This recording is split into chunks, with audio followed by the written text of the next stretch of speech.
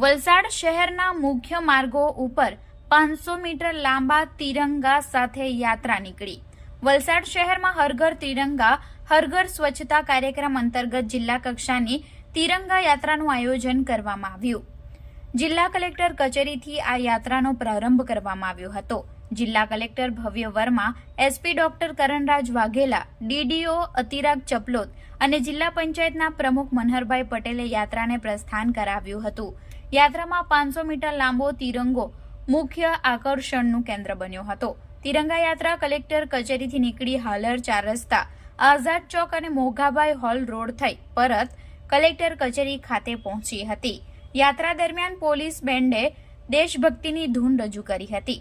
યાત્રામાં શાળા, કોલેજના વિદ્યાર્થીઓ, ઘોડેસવાર પોલીસ જવાનો અને મોટી સંખ્યામાં શહેરીજનો જોડાયા હતા। વિદ્યાર્થીઓએ દેશભક્તિની વિવિધ કૃતિઓ રજૂ કરી હતી।